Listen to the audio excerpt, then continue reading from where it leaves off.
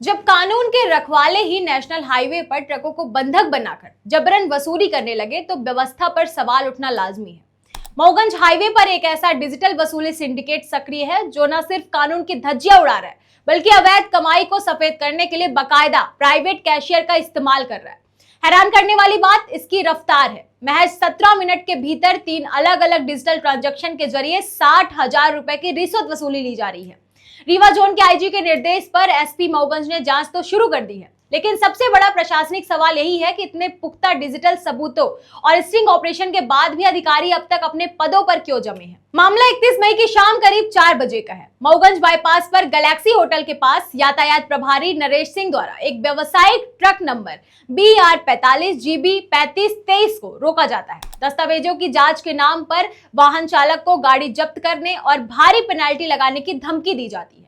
शुरुआती तौर पर वाहन मालिक से सीधे 2 लाख रुपए की अवैध मांग की जाती है, लेकिन यह कोई सामान्य भ्रष्टाचार नहीं था बल्कि एक सोची समझी कार्य प्रणाली थी जिसके पर्दे के पीछे से एक पूरा नेटवर्क काम कर रहा था। एक सिंडिकेट की कमान पुलिस के कथित बिचौलिए मुकेश त्रिपाठी के हाथ में थी। मुकेश त्रिपाठी जो पहले हनुमाना चेक पोस्ट पर डाटा एंट्री ऑपरेटर रह चुका है, वह इस काली कमाई को ठिकाने लगाने का मुख्य जरिया बना।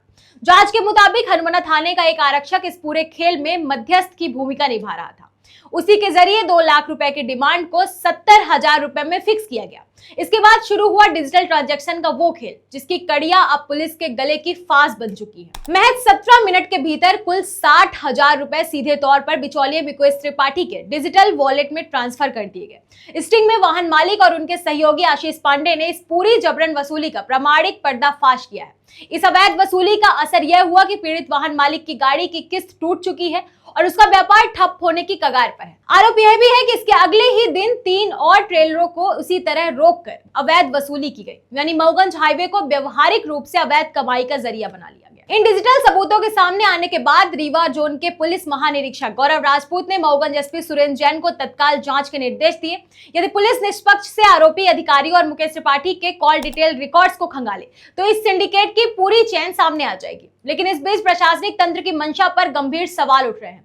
इस मामले के तथ्य सीधे तौर पर त्वरित प्रशासनिक कार्रवाई की मांग करते हैं। सवाल सीधा है, जब पहले डिजिटल ट्रांजैक्शन और स्टिंग के रूप में पुख्ता सबूत मौजूद हैं, तो आरोपी यातायात प्रभारी और संबंधित आरक्षक को अब तक निलंबित या लाइन हाजिर क्यों नहीं किया गया?